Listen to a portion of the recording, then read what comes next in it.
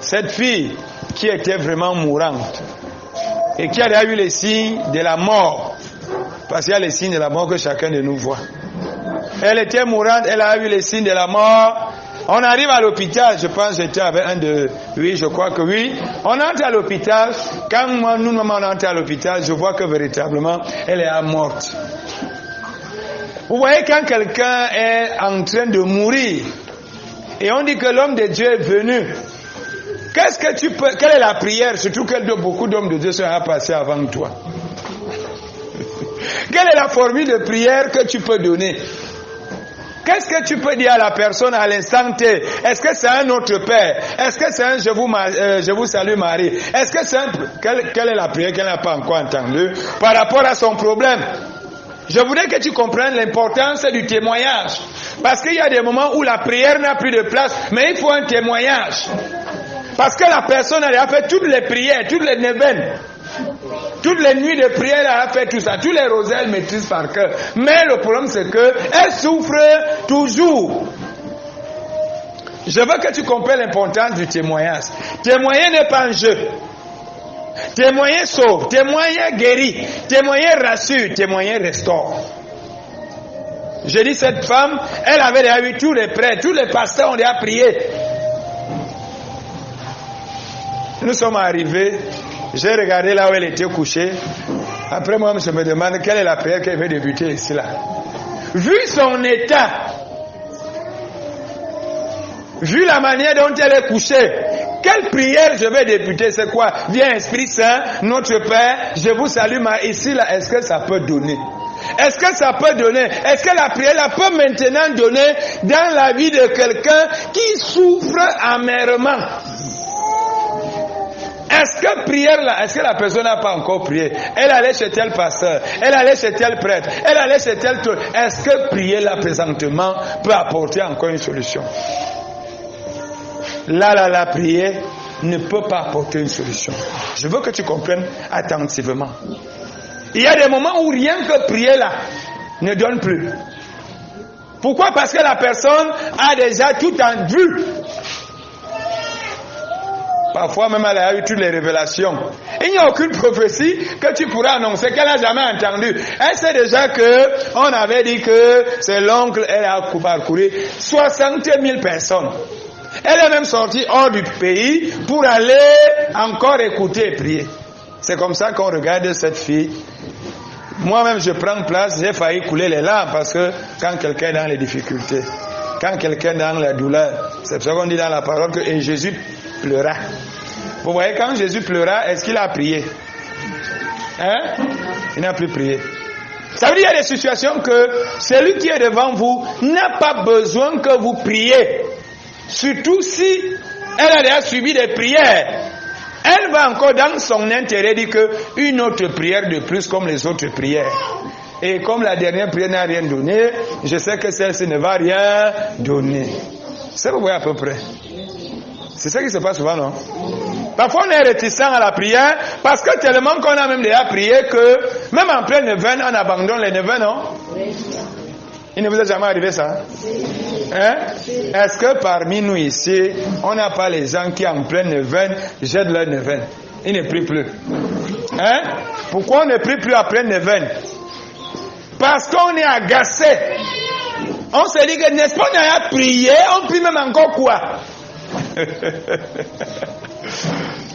C'est comme ça que nous retrouvons cette femme. Je prends ma place à côté de son lit.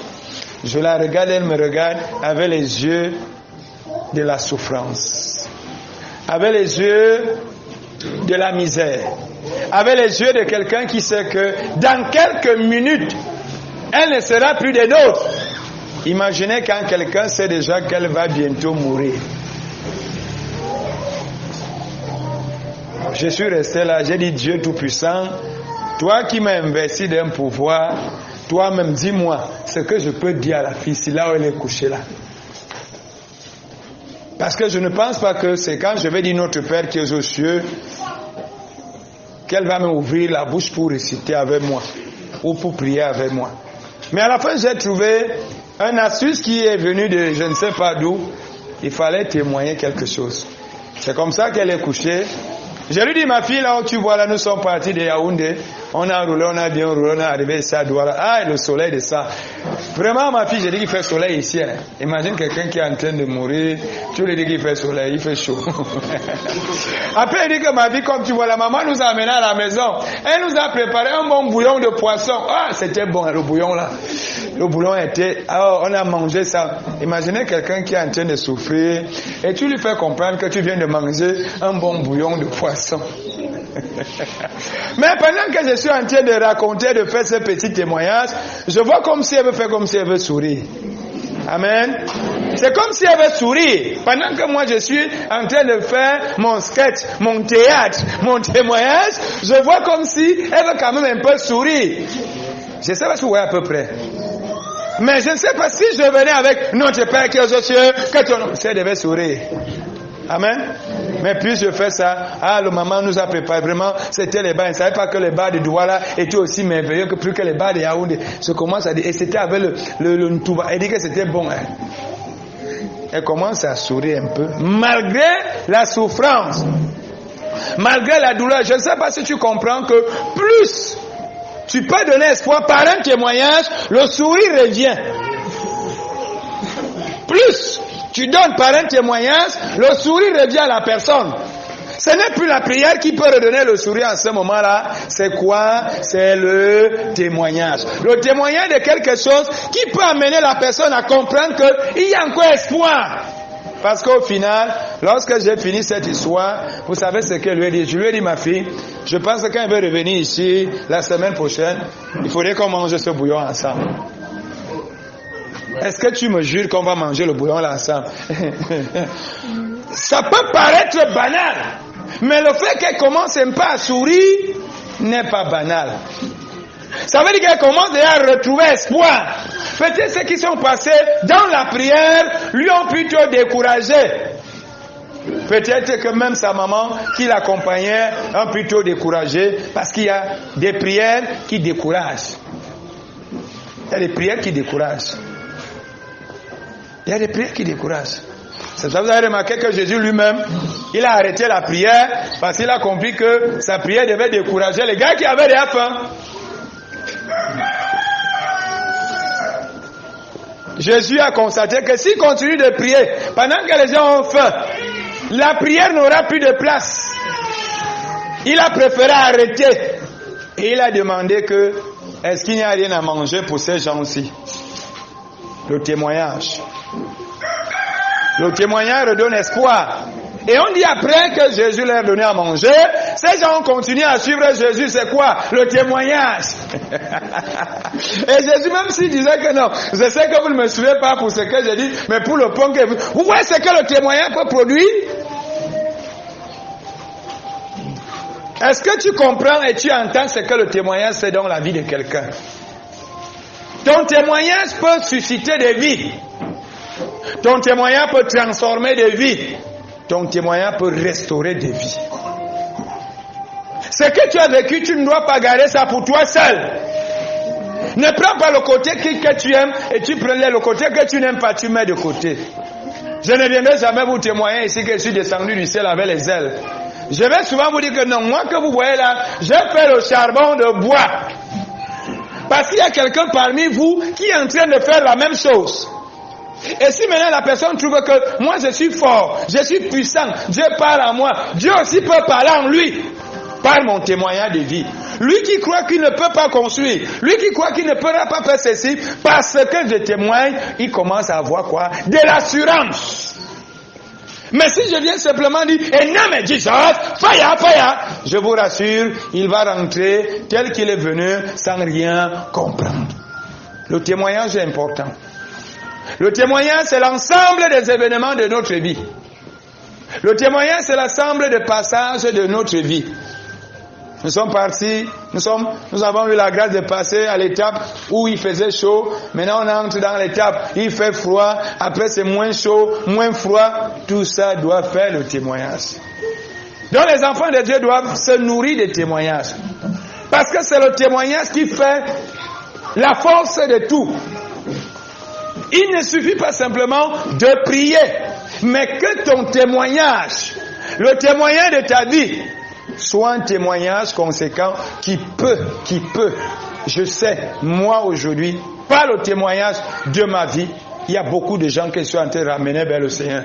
Je sais que par ma vie, il y a beaucoup de jeunes qui voulaient entrer dans les choses bidons et bizarres et ont espoir de croire qu'un jeune peut évoluer dans la vie sans qu'il ne se compromette.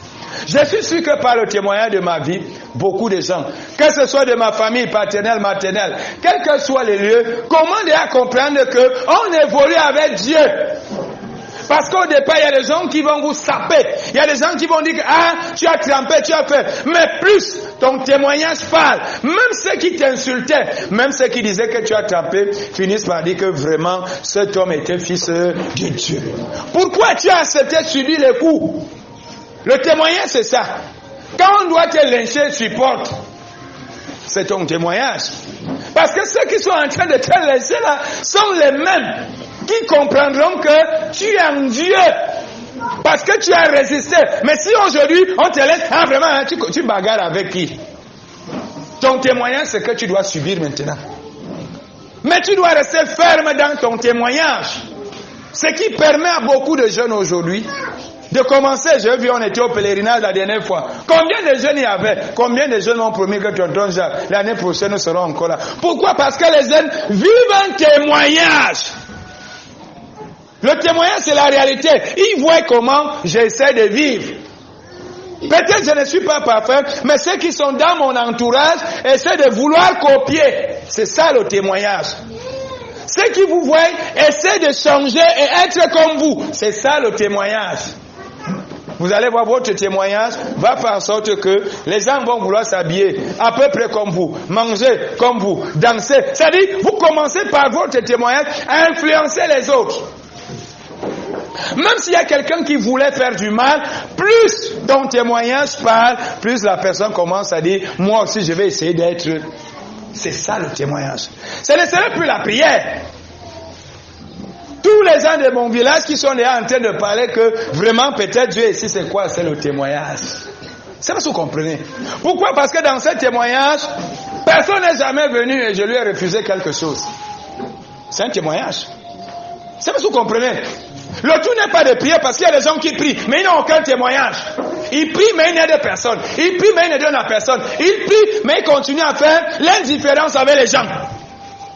Mais le témoignage, c'est quoi? Vous prenez tout le monde. Le témoignage, c'est quoi? Si vous avez la possibilité d'aider, vous aidez tout le monde. Le témoignage, c'est quoi? C'est que même les démunis, vous les élevez. C'est ce qui marque les gens. C'est pas la prière qui marque les gens. C'est votre témoignage qui va amener des gens à revenir vers le Seigneur. Il y a des gens qui veulent toujours que les gens de leur famille prient. Vraiment, ils ne prient pas. Quel est ton témoignage? C'est ton témoignage qui transforme. Parce que plus on va te voir vivre, ta façon de vivre va faire en sorte que quelqu'un dise qu'effectivement, il y a Dieu en lui. Mais si maintenant tu pries simplement, mais ta façon de vivre dans le dégoût, qui pourrait te suivre pour prier? Parce que malheureusement c'est ça les clés. Depuis que moi je suis dans la prière, les gens de ma famille ne veulent même pas prier avec moi. Quel est ton témoignage? Ton témoignage c'est lequel? Tu vis comment? Parce que quand tu es déjà dans le Seigneur, tu chemines, tu dois avoir un témoignage. C'est ce témoignage qui transforme les gens. On dit lorsque Jésus a vu Zaché accroché, là il était accroché. Qu'est-ce qu'il lui dit? Aujourd'hui j'entre chez toi, je mange chez toi. C'est un témoignage. Et lorsque Zaché a vu Jésus chez lui, en train de manger chez lui, est-ce que Jésus a fait une prière de conversion à Zaché? Zaché lui-même s'est levé. Il a dit qu'il allait prendre tout ce qu'il devait aux gens. Et il a même ajouté. Ça veut dire notre témoignage d'une manière ou d'une autre va convertir et transformer les gens. Mais si nous prions simplement, sans témoignage, ça ne sert à rien. On n'est pas différent des autres aussi qui prient et après ils vont dépouiller les bancs, ils vont sucer le sang, ils vont. Toi qui pries, tu dois marquer la différence entre ta prière et ton témoignage. Il faudrait que les gens puissent s'inspirer de ta vie. Chacun de nous doit écrire une histoire que les gens qui viendront après toi ou alors qui vont vivre avec toi s'inspirent de ton témoignage, ou on pourra dire que non, quelque part dans un coin du Cameroun, dans un coin de la planète Terre, il vivait un homme qui s'appelait Tonton Jacques. Et beaucoup de gens, je suis sûr, ils vont commencer à chercher à faire la science de Tonton Jacques, puisque c'est ce que nous voyons avec les gens qui ont laissé le témoignage.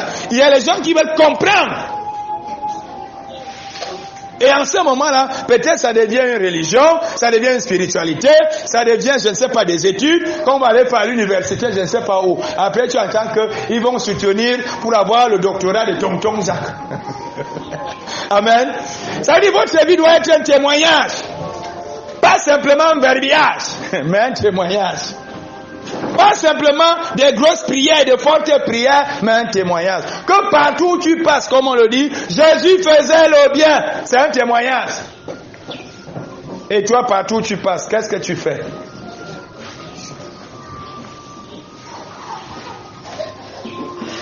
On n'a pas dit partout où Jésus passait, il priait.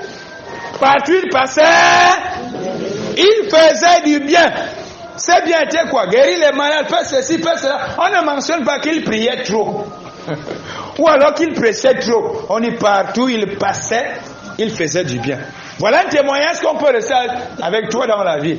On va dire que non. Partout où X passait, il faisait du bien. Mais maintenant, toi, partout où tu passes, tu fais quoi? Ton témoignage, c'est que peut-être tu as vécu à Nanga. Il faudrait que quand on arrive à Nanga, que les gens qui ont vécu avec toi à Nanga reconnaissent que quand ils vivaient avec nous, c'est comme ça qu'il était. Ton témoignage, c'est que tu as vécu à. Ton témoignage, c'est que partout où tu passais, il y a des gens qui sont restés avec une idée positive de toi. C'est ça un témoignage. De la même manière aussi, ils peuvent rester avec une idée négative de toi. Quel est ton témoignage?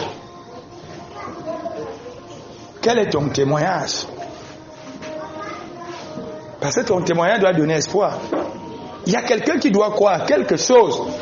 Parce que tu es celui-là qui amène les autres à croire. Tu es celui-là qui amène les autres à s'élever, à grandir. Quel est ton témoignage? Ton témoignage, c'est que j'ai souffert, ma fille. Mon fils, j'ai souffert. Mais moi que tu vois là, chacun a un témoignage. Mais qu'est-ce que nous faisons lorsque nous souffrons? Est-ce qu'on continue? Est-ce qu'on s'arrête? Chacun de nous doit avoir un témoignage. Mais le plus souvent, lorsque ces souffrances arrivent, c'est là où on se limite. Et on commence à accuser l'Éternel, oubliant que chacun doit avoir un témoignage. Il faudrait que quand tu vas rentrer ici tout à l'heure, que tu comprennes que ta vie est un témoignage. Le témoignage ne sera pas les bouts de papier qu'on sort souvent le jour des obsèques. Le témoignage, c'est ce que tu es en train de cultiver toi-même aujourd'hui. J'avais fait un accident, c'est comme si je commence à faire mon témoignage de la semaine passée, de cette semaine. Dans le témoignage, il y a un mélange, non, la semaine, rien que la semaine passée. Le témoignage de la semaine passée, je suis allé et j'ai rencontré, après j'ai fait un accident, je suis reparti, après on m'a proposé de dormir dans une suite présidentielle, non, après je suis ressorti, je suis allé dormir dans une chambre d'hôtel, après je suis reparti, après quelqu'un m'a encore pris d'argent, après je suis reparti, l'autre, et à la fin j'ai clôturé la semaine là, avec mes actions de grâce, où effectivement il y avait mon anniversaire, rien qu'en une semaine. En une semaine, il y avait mon anniversaire et mes accidents. Et les gens qui me paient l'argent. En une semaine. Voilà mon témoignage d'une semaine. C'est-à-dire, la semaine, il y a ce qui est bien. La semaine, il y a ce qui est mauvais. Mais lorsque j'ai eu ce qui est mauvais, comment je me suis comporté? J'avais toujours le sourire. Puisque quand la gloire aussi est arrivée pour l'anniversaire, si je ne disais pas à quelqu'un là où tu me vois là, j'ai fait l'accident mortel hier, personne ne pouvait savoir. C'est ça ton témoignage. Ton témoignage, c'est que le jour que tu arrives, si tu ne dis pas à quelqu'un que tu avais souffert, la personne ne va croire. Et pourtant, la même semaine où on peut souhaiter joyeux anniversaire, la même semaine, on pouvait dire que son âme repose en paix. La même semaine. La même semaine. C'est ça ton témoignage. La vie que tu traverses doit être un témoignage. À toi maintenant d'écrire ton témoignage. À toi maintenant de faire ton témoignage. Ne laisse pas les autres faire le témoignage de ta vie à ta place. Fais ton propre témoignage et inspire les gens. Nous savons que notre monde aujourd'hui, si nous n'avons pas les gens qui inspirent les autres de façon positive, nous sommes perdus. Aujourd'hui, quand il s'agit même de la foi, c'est tout le monde qui parle de Dieu comme il veut. Maintenant, si vous n'avez pas un réel témoignage en Dieu, je vous rassure, tel que nous sommes en train de partir là, c'est fini. Parce que c'est tout le monde qui se lève aujourd'hui, il vous dit ce qu'il pense, il est même prêt à vous dire que Dieu n'existe pas. Mais si maintenant toi, tu n'as pas un témoignage de Dieu, il sera facile pour toi de renoncer à ta foi. Si tu n'as pas un témoignage de ta vie de foi, je vous rassure, même quand vous priez là, d'abord, ceux qui se retrouvent souvent de l'autre côté sont les prières. Parce qu'ils n'ont pas un témoignage de vie de foi. Ils sont à cheval entre prière et, où on peut retrouver même parfois même d'être d'hommes de Dieu. Parce qu'ils n'ont pas un témoignage. Quand vous avez le témoignage, c'est que c'est bon aujourd'hui, c'est bon. C'est mauvais demain. Mais le fait de refuser le témoignage, c'est quoi? Non, je ne veux pas souffrir. Comme je ne veux pas souffrir, malgré que je suis un homme de prière, je vais quand même emprunter une dizaine. On est à l'église au matin, on a les rituels au soir ou à midi. Chacun doit avoir un témoignage. On est homme de Dieu, on est en même temps, chacun doit avoir un témoignage. Chacun de nous doit avoir son propre témoignage. Il faudrait que quand on arrive, comme c'est Josué qui disait, vous, je ne sais pas quel est le Dieu que vous allez servir, mais ma famille et moi, ça doit être le témoignage personnel de quelqu'un. Que chez nous, là-bas, dans ma famille, la seule chose que j'autorise ici, c'est que vous priez. Et vous devez faire ce témoignage dans votre maison, en invitant vos enfants, vos petits-enfants à la prière. J'ai trouvé tout à l'heure une de mes filles qui témoignait sur sa grand-mère, qui leur a laissé un témoignage. Le témoignage qu'elle dit que je vous ai laissé, Marie est là-bas, c'est un témoignage. Si maintenant après, au lieu de suivre le témoignage, parce qu'il y aura le vent, il y aura les tempêtes, il y aura les vagues, il y aura ceci. Quelqu'un viendra te faire comprendre que Marie n'existe pas. Après, tu laisses ton témoignage. Vous voyez comment vous perdez votre couronne de gloire? Moi, si j'avais laissé mon témoignage, peut-être de Marie, la mère de mon Seigneur et Sauveur Jésus-Christ, peut-être je ne serais pas là où je suis aujourd'hui. Chacun a un témoignage. Parce que chacun a un vécu. Ce qu'elle a vécu, c'est son témoignage. Elle n'a pas demandé à sa grand-mère qui n'est jamais arrivée ici, de lui faire comprendre que là vous allez souvent, vous irez à la prière là, il y a Marie là-bas et Jésus. C'est son témoignage, non? C'est elle qui a vécu, non?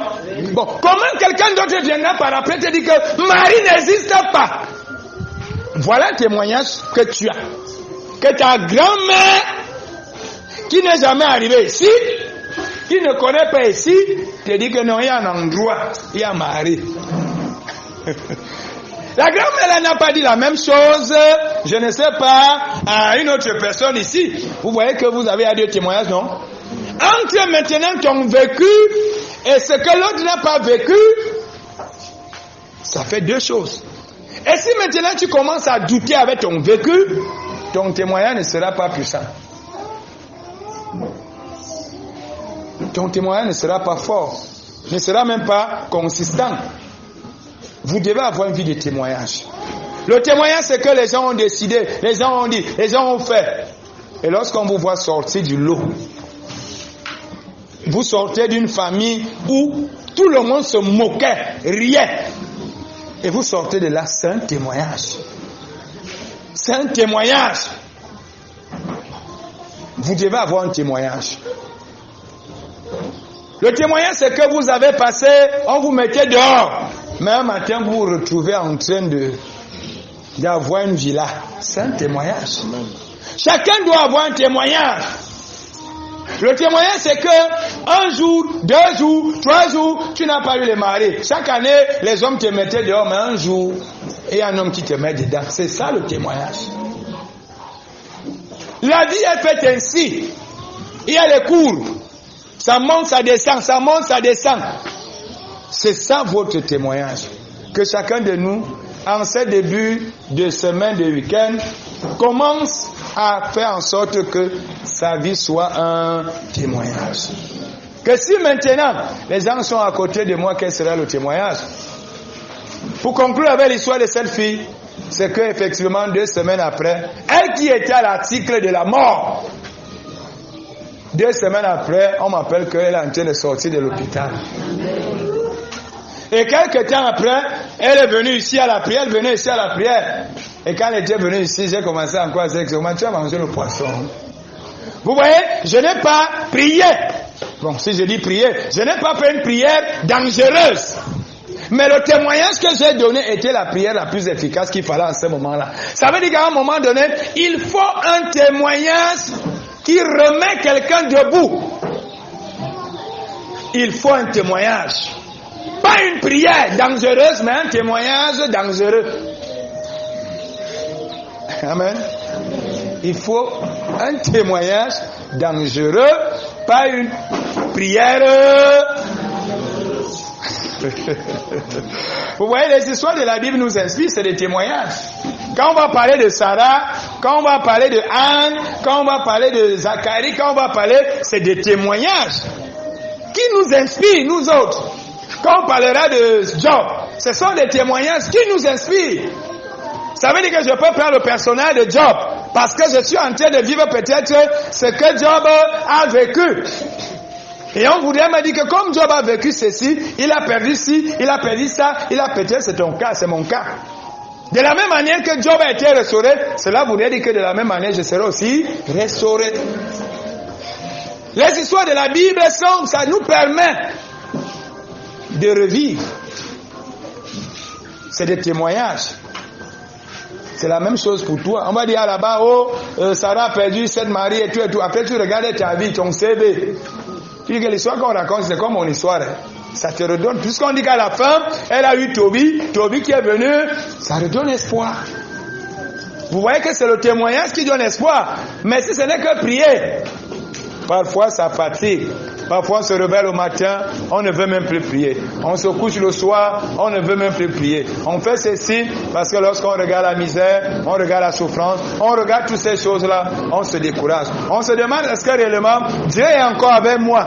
Est-ce que Dieu est encore avec ma famille? Est-ce que ces choses font souvent? Mais si, comme je suis une personne ici, lorsque je jette un coup d'œil à mes côtés et que je vois la vie d'un frère, la vie d'une sœur, la vie de quelqu'un se transformer, je commence aussi à avoir espoir que ma vie aussi peut changer.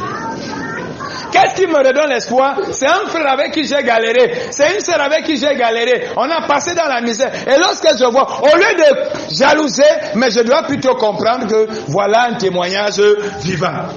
Donc Dieu est encore même capable de rendre possible ce qui était impossible. Je connais très bien la vie de la fille ici. Il ne faut pas seulement dire que je connais très bien tonton Jacques. Mais il faudrait que tu comprennes que ma vie doit te servir de témoignage. Si tu me connais très bien, pourquoi donc tu n'as pas espoir de savoir que tu peux partir de 0 et te retrouver à 10? Mais le plus souvent, qu'est-ce que nous faisons? Nous voulons plutôt dénigrer. Ah, si tonton Jacques, c'est qu'il a trempé. Ah, s'il est comme il est là, il est allé au Nigeria. Ça, s'il est là, il a une bague. Il a ceci, il a ceci. Parce qu'on refuse de croire au témoignage. On refuse d'accepter le témoignage que Dieu donne à quelqu'un. Que tu peux partir de 0 et tu te retrouves à 10. Tellement qu'on a refusé le témoignage qu'aujourd'hui, on attribue toutes les bénédictions, les élévations au diable.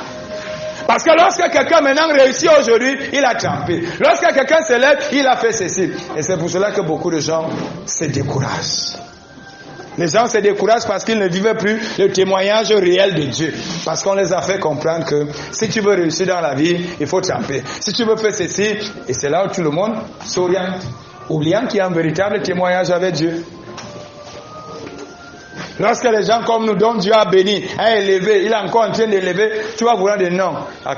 Vous ne voyez pas, regardez autour de lui, on commence à chercher ce qui n'existe pas. Parce que c'est difficile pour les gens d'admettre que vous pouvez souffrir et demain vous retrouver à la table des rois, alors que c'est eux qui récitent les mêmes versets bibliques tous les jours. Il m'a tiré du fumier, il m'a tiré de la poussière, il m'a tiré de la boue, il m'a lavé, il m'a fait asseoir à la table des rois. On lit ça tous les jours. Mais lorsque maintenant ça arrive dans la vie de quelqu'un, est-ce que tu vois que c'est vraiment normal?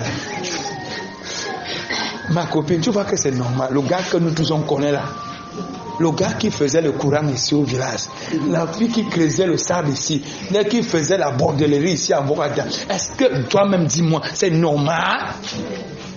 Une fille comme celle-ci, elle épouse un blanc, comment? Non, ça c'est la haute magie.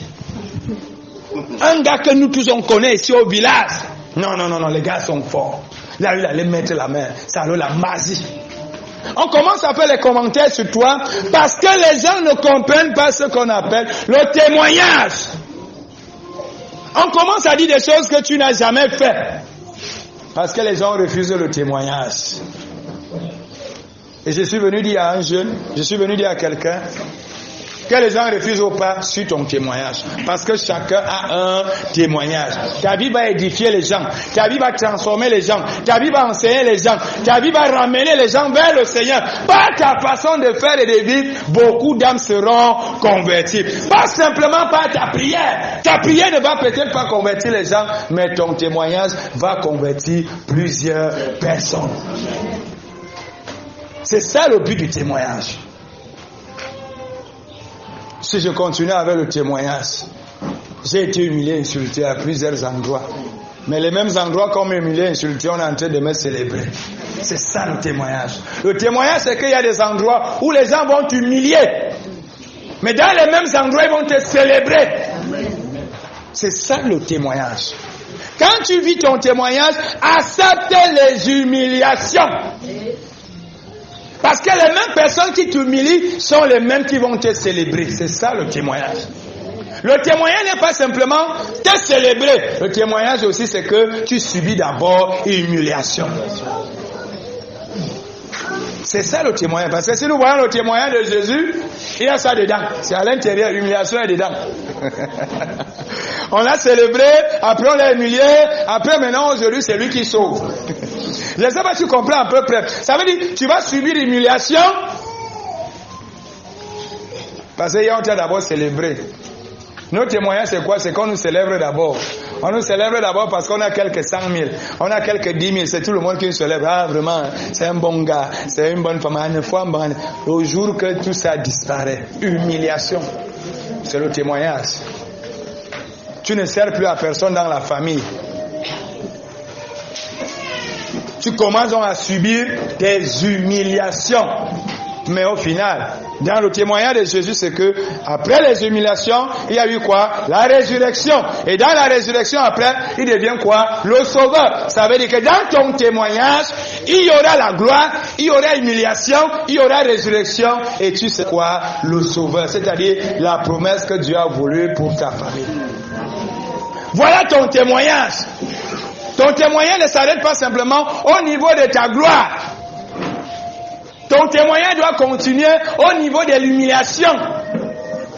Et ton témoignage doit suivre au niveau de la résurrection. Quand on dit résurrection, on dit ici que tu es mort. Parce que parler de résurrection, c'est que tu es d'abord mort. Mort ici, ça veut dire quoi? Hors circuit, hors service. Mort ici, c'est quoi? Même les appels, même le téléphone, tu n'as plus rien. C'est ça mourir. Et après, maintenant, il y a résurrection. Et après résurrection, il y a quoi? Il nous sauve. Regardez le témoignage de quelqu'un. Le jour de naissance, c'est la gloire. C'est les anges qui chantent. Hosanna, Hosanna. Quelques jours après, on va le tuer. Il est même encore bébé. On est obligé de fuir avec la paix revient. À 12 ans, il n'est pas tous les grands docteurs. On dit que le gars, c'est brillant. Suivez le témoignage de quelqu'un. Je suis sûr que c'est ton témoignage. À 12 ans, c'est un gars qui arrive à l'amphi 3000. Les professeurs sont assis. On dit un enfant se met au pupitre et il se met à enseigner. Oui, à 12 ans, tu as eu des talents. À 12 ans, tu es émergé. À 12 ans, tu es épaté. À 12 ans, tu es impressionné. À 12 ans, chacun de nous à 12 ans a fait quelque chose qui a impressionné les gens. Chacun de nous à 12 ans a eu un moment où tout le monde ne comprenait rien de toi. À 12 ans, chacun de nous à 12 ans. Et après 12 ans, on ne sait pas ce qui s'est passé. Disparition totale. Est-ce que tu suis le témoignage de quelqu'un? Il finit d'épater. Alors que normalement, quand il finit d'épater, la suite c'est quoi? La gloire. Puisque si je suis à même d'aller enseigner à l'amphi 3000 devant les docteurs, les professeurs, il me laisse encore quoi? La présidence. Amen. Mais après avoir enseigné les docteurs, qu'est-ce qui suit après? Disparition des radars, du circuit. On ne te retrouve même plus. Même pour aller faire les cours des enfants, des répétitions. Alors que tu viens d'enseigner les docteurs. Comment se fait-il que tu enseignes les docteurs? Ça veut dire que tu as le haut niveau. Et ils écoutaient et on demandait que d'où lui sort cette sagesse et cette intelligence. Comment quelqu'un qui enseigne les docteurs peut disparaître après même les cours de vacation, de répétition, dans les écoles mal formées, mal fabriquées et conçues, on le rejette. Il disparaît. On ne sait pas là où il s'est retrouvé. Sûrement son père lui a dit, viens mon fils, comme tout le monde te refuse, comme moi-même je ne peux pas te refuser, au moins aide-moi souvent à porter ne serait-ce que les clous. Il montait, il descendait. Sûrement quand son père allait là-bas au niveau de la toiture, c'est lui qui lui faisait passer les pointes. Et il y a parfois un petit histoire qui dit qu'il fabriquait les caisses et les petits bancs pour vendre, pour essayer de joindre les deux bouts. Comment quelqu'un qui enseignait les docteurs se retrouve à faire les petites caisses et les petits bancs? Oh, le témoignage de la vie de quelqu'un. Quelqu'un qui est entré dans les grands milieux. Parce qu'enseigner les docteurs, ce n'est pas au quartier. Quelqu'un qui est entré dans les grands milieux, qui côtoyait les grands milieux, les grandes personnes, les grandes personnalités, se retrouve en train de fabriquer les caisses et les bancs.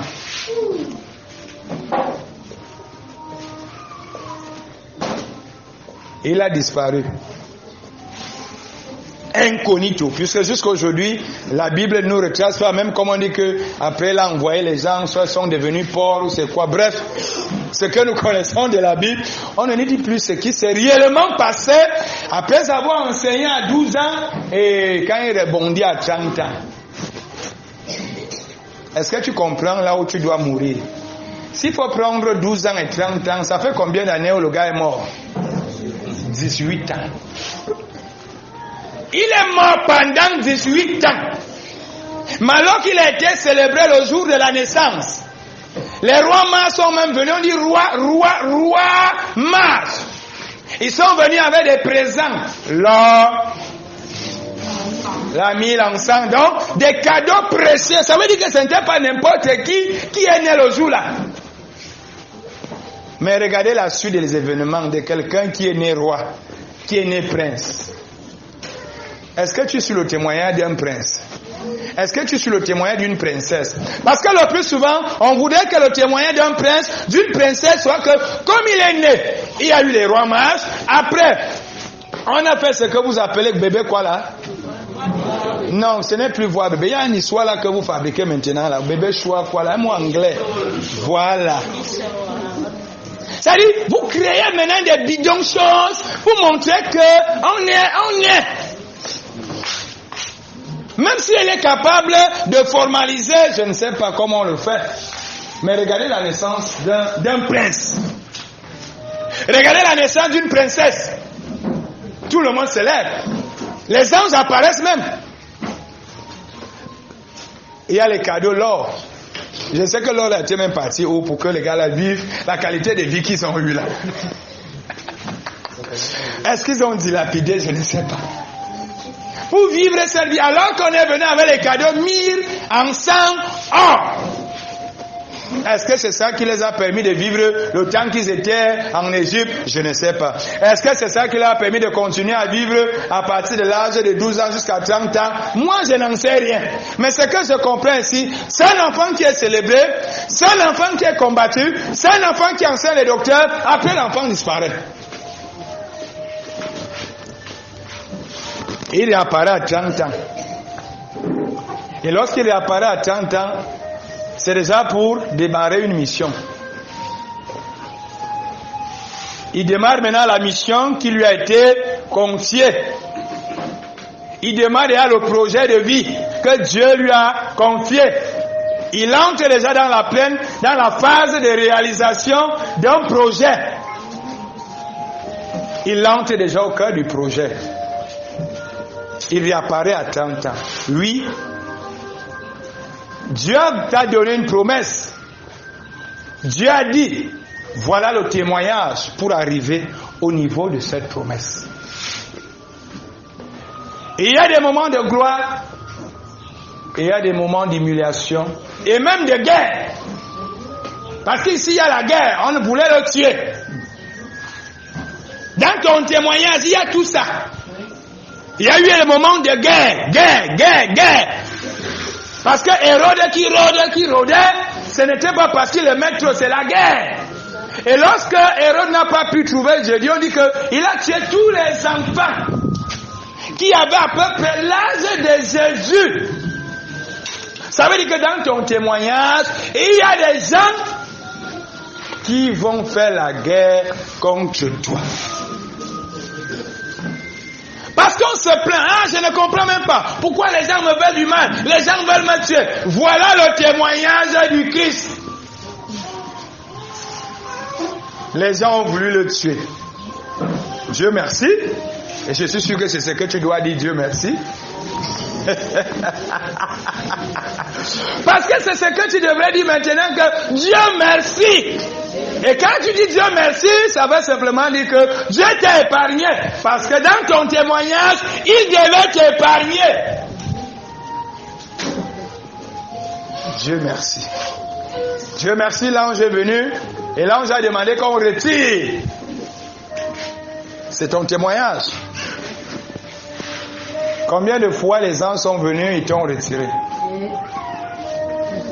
Combien de fois les anges sont venus et t'ont enlevé? Combien de fois? C'est ça le témoignage.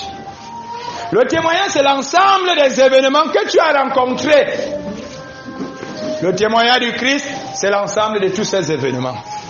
Avant qu'il n'arrive au niveau de la crucifixion, au niveau de la mort, de la résurrection, de l'élévation au ciel et de tout ça. Voilà le témoignage. Avant qu'on ne vienne parler de l'élévation de Jésus, du Sauveur, du Messie, avant qu'on ne parle de toi comme Messie, Seigneur, Sauveur de ta famille, voilà le témoignage. Amen. Pour parler de ton témoignage, voilà ça. Tu veux simplement être aujourd'hui le Messie, le Seigneur, le Sauveur de ta famille, de ton village, de ton pays. Voilà le témoignage. Le témoignage, c'est ça. Tu es né, il y a eu la gloire, il y a eu la fête. Mais après, la guerre a commencé. Tu as disparu. Tu ne savais même pas où t'es cassé. Tu pars chez tes grands-parents. Tu fais 2 mois. Tu pars à ce côté maternel.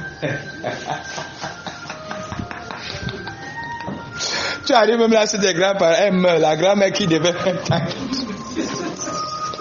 Tu te demandes que l'autre, si on appelle ça encore comment. Après, il y a une autre tantine qui te prend. Il dit, bon, je vais vous amener, vous élever. Quand il arrive même là-bas, le mariage avec son mari s'arrête. Vous êtes encore obligé de... Je sais qu'il y a des gens qui ont vécu ça. A dit de tantine à tonton, de grand-mère à grand-père. Certains ont été élevés par les grands-mères. C'est-à-dire la mère est partie dans ce mariage. Tu as laissé avec grand-mère. Imagine grand-mère peut te dire quoi, peut t'enseigner quoi à son état. En dehors de dire que ma fille, même si elle lavait, ne savait même pas te dire comment te laver en tant que femme. Donc dans les témoignages, les parents se sont séparés. Le père a pris sa route, la mère a pris sa route et les enfants ont pris leur route. Chacun pour soi, Dieu le pousse. On a grandi comme dans le ghetto. C'est la rue qui nous a éduqués. C'est la rue qui nous a formés. Le témoignage de tout un chacun. Quel est ton témoignage? Est-ce que c'est parce que tu as vécu ces choses que tu crois que demain, il n'y aura pas l'élévation? Et lorsqu'on s'est retrouvé à la rue, qu'est-ce qu'on a fait? Est-ce qu'on volait parce qu'on voulait voler? Parce qu'on ne savait même plus à quel sens se vouer. Est-ce qu'on a été prostitué parce qu'on voulait? Parce qu'on ne savait plus le témoignage. Oui, le témoignage, c'est que je pouvais être dans le témoignage de ma vie, j'ai été prostitué. Dans le témoignage de ma vie, j'ai été bandit. Mais cela n'enlève pas que le Seigneur puisse t'élever. Chacun a son témoignage. Quel est ton témoignage? Quel est mon témoignage? Parce que le but, il dit, ce qui compte ici, c'est la fin. Et non le parcours. Parce que dans le parcours, nous pouvons avoir des moments difficiles, mais c'est quoi la fin? La fin, c'est que lorsqu'on se trouve élevé, lorsque tu viens dire à quelqu'un, est-ce que tu sais que les petits pickpockets que tu fais là, je les ai fait avant toi? Toi, tu dis que tu charmes les hommes. Si tu t'enseignes, tu veux que tu t'enseignes comment charmer un homme?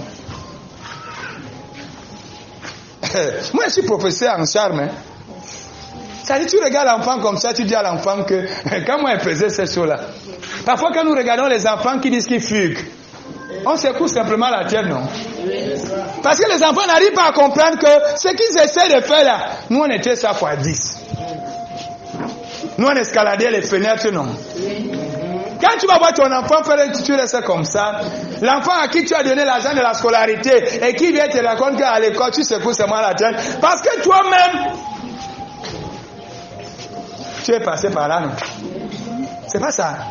Parce que toi-même, tu as quand même un témoignage. Tu connais ces choses. Tu les as vécues. Mais qu'est-ce qui compte aujourd'hui? Regardez comment parfois, certains parents que nous sommes, nous devenons plus exigeants, nous demandons à nos enfants de faire ce que nous-mêmes on n'arrivait pas à faire. Alors que lorsqu'on était à leur niveau, on ne faisait pas ça. Hein? Ah, vraiment, tu es là, tu as les copains, toi-même tu n'avais pas les copains. Hein? Vous voyez qu'on est élevé, on commence à se comporter comme un grand, comme quelqu'un qui n'a jamais rien fait de mal. Mais tu oublies ton témoignage. Si tu es là où tu es aujourd'hui, c'est l'ensemble de tous ces événements.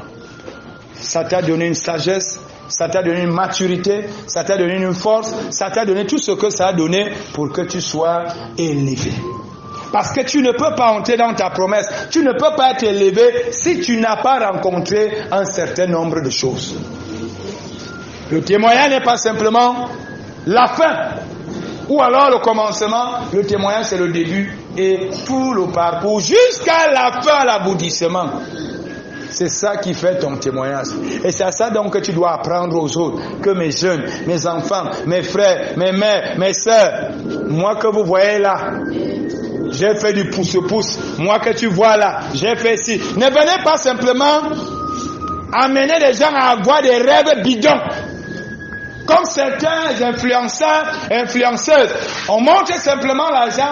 Tu ne dis pas à quelqu'un comment tu as fait pour avoir l'argent. Et c'est à la fin, tout le monde veut devenir influenceur. Parce qu'on sait que c'est le métier le plus facile pour avoir l'argent. Et au final, des gens qui sont entrés là-bas sans savoir de quoi il était question, se retrouvent en train de regretter. Chacun doit donner un témoignage. Tu es un benguiste. Quand tu rentres, dis à tes gens comment tu fais pour avoir l'argent. Bon, même si tu n'entres pas dans les détails, pour qu'ils comprennent que la vie a un témoignage. Parce que lorsque vous venez simplement brandir l'argent, sans montrer le côté de la souffrance, on croira que la vie, pour avoir l'argent, on se lève un matin et on ramasse. Et c'est ça qui va donner à tout le monde, n'est-ce pas, des visions. On a l'impression que pour l'autre c'est toujours facile. Moi je savais que quand on arrivait en Europe peut-être, on arrivait, on ramassait l'argent au sol. Et je croyais même que quand on sortait du Cameroun, quand tu sors du Cameroun, tu arrives dans un autre pays, partout où tu passes, tu trouves l'argent au sol. Mais, malchance pour moi, je suis sorti une fois du pays, j'ai compris que ce n'était pas ça. J'ai compris que même dans les autres pays, là, quand tu sors, tu dois travailler pour avoir l'argent. Mais il y a des gens qui font comprendre aux autres ici que non, vraiment, si tu pars en Guinée, vraiment, si tu pars au Gabon, vraiment, si tu pars, tu vas voir que la vie sera facile. Et à la fin, elle devient facile, tellement quand tu l'as présentée, tu finis par te retrouver là où il ne fallait pas. Pourquoi? Parce que quelqu'un n'a pas pris le temps de donner le témoignage. Si vous avez réussi en Europe, si vous avez réussi au Gabon, si vous avez réussi en Guinée, dites aux gens comment vous avez fait. Pour que la personne qui veut s'inspirer de vous s'arme de courage et de patience. Mais si vous venez simplement monter la fin, sans lui dire que là où tu vois là, non. J'ai fait 50 jours au désert. Tu viens simplement monter le côté argent, mais tu n'as pas monté le côté du désert, en Égypte, en Libye. Et le jour que la personne est face à l'Algérie, à la Libye, elle va se décourager. Elle va se donner la mort. Mais si tu lui avais dit que pour arriver là où tu me vois, je suis en Italie là, je suis passé par la Libye. Je suis passé, j'ai fait, je mangeais. Ça permet à la personne de s'armer de courage. Mais si parce qu'on vient avec une grosse voiture, on commence à blaser tout le monde, dis à la personne comment tu as fait pour avoir la voiture. Ça donne la possibilité à la personne de pouvoir économiser.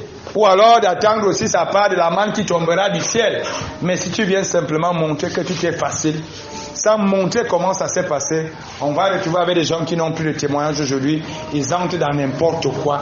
Parce qu'aujourd'hui, le témoignage ne sert plus à rien.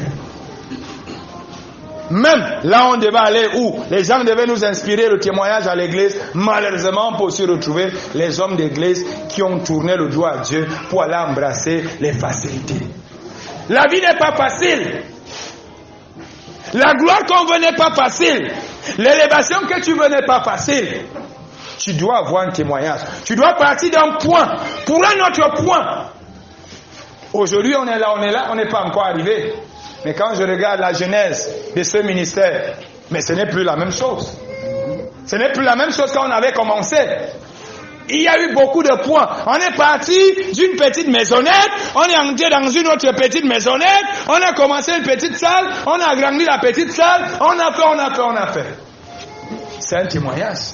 On a commencé la salle-ci sans qu'elle n'était, n'est-ce pas, coulée, sans qu'elle n'était crépie, cimentée. On a commencé la salle-ci sans ces chaises. Il y avait les bancs. On a débuté la salle-ci, c'était comme ça. Il n'y avait pas tout ce décor-ci. Il n'y avait pas. Quand on a débuté. Quand on a débuté, on n'avait pas de pianiste. Quand on a débuté, on n'avait pas de choriste. Quand on a débuté, c'est la genèse, c'est le témoignage. Mais les choses viennent au fur et à mesure. Ton témoignage, c'est au fur et à mesure. Quand tu débutes, il n'y a pas tout ça. Mais c'est au fur et à mesure que les choses commencent à arriver. Quand on débutait, il n'y avait pas les émissions à la radio, il n'y avait pas les émissions à la télé, il n'y avait rien. Mais au fur et à mesure. Quand on débutait, il n'y avait pas les émissions jeunesse parlons-en, mais au fur et à mesure. Quand on débutait, il n'y avait pas les pèlerinages au Mont Hindoum, il n'y avait pas les masses ici, mais au fur et à mesure. Quand on débutait, on ne savait pas qu'un jour, on pouvait aller au sud, faire un pèlerinage avec mon Seigneur, aller là-bas, mais au fur et à mesure. Alors que c'est quelque chose qui a démarré comme de rien. Ta vie peut démarrer comme de rien, mais au fur et à mesure, Dieu est en train de transformer ta vie. Oui, pour entrer dans la promesse, tiens compte de ton témoignage. Et dans ton témoignage, il y a les hauts. Dans ton témoignage, il y a les bas.